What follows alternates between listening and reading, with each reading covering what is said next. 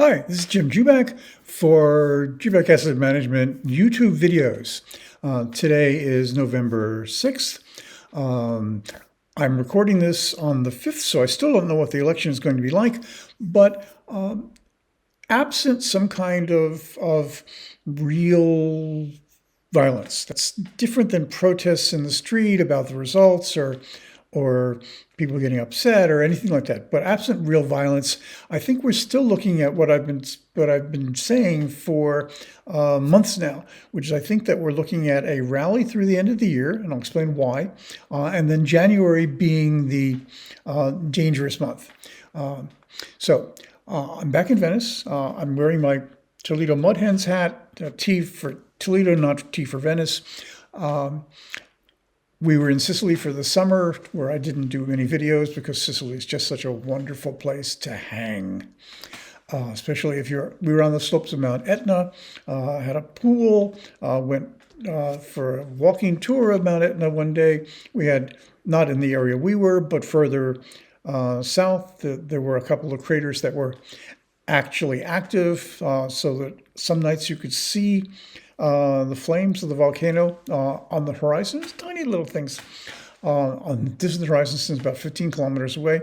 And one morning we woke up to find we had black snow, which is a layer of fine ash that had come out of the volcano. The Catania airport was closed for 2 days on 2 different occasions. So it was a fun place to be. My wife is Sicilian American, and we got to go look for some of her roots. It was just a fun time, but didn't do much videos. So hopefully we're back on a regular schedule, and we'll try that. So anyway, what I've been saying really for a while now is, as I look at the pattern of earnings and cash flows and all that, I see this market continuing this rally continuing through December, maybe until the January earnings. At which point, and there are a number of reasons for that. One is that if this election nervousness gets resolved without too much turmoil, the hedges that were put on about the election will come off. More money will come into the market because of that. You've also got seasonal flows. We get a December rally most years because money managers putting stuff to work for the end of the year. I think that's going to be accelerated this year because a lot of people didn't put money in because of the election, making them really nervous. So now that that's behind us, which I think it will be, money will come. Some of that money will come back in the market, as well as regular year-end money, all those things. So I think there's a reason to think that, as well as fourth quarter earnings are going to be really the best of the year. The problem, and this is why I worry about January, is that 2025 is not going to see as much earnings growth as 2024. I think there's a good likelihood that in January, when companies report their fourth quarter 2024 earnings, they're going to issue negative guidance, guidance that says, hey, we're worried about the year ahead. We're cutting our estimates.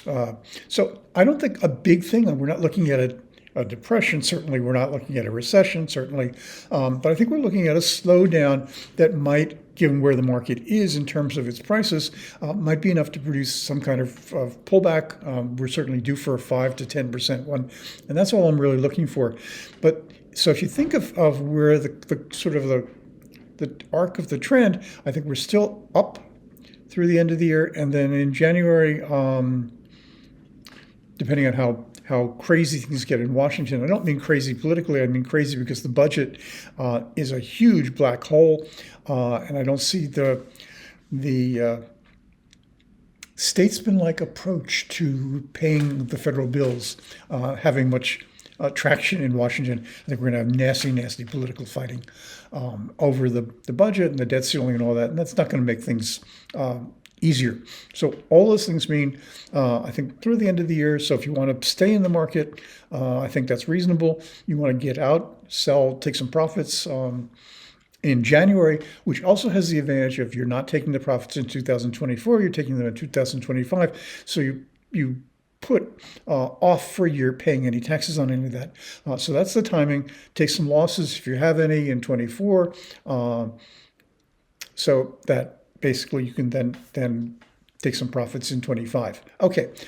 If you like this video, please give it a thumbs up and subscribe to my YouTube videos. That way it's free, and that way you'll get a notification of when we do our next ones. I'm trying to get back on schedule to do about 3 a week. If you want more of my content, you can go to my free site, which is jubekpicks.com. Find a link to that down below. If you go to the site and you sign up, it's free to go to the site. It's free to sign up.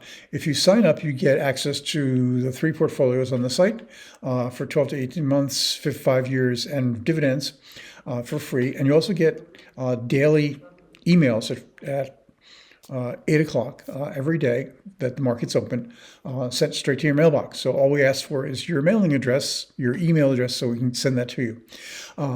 If you'd like even more of my stuff and 5 portfolios instead of 3, you can subscribe to my jubekam.com site. And that's got the added portfolios on volatility, and then really, really long-term, what I call the millennial portfolio for very long, for investors with very long time horizons. You can find all those links to all those down below. Thanks very much for watching.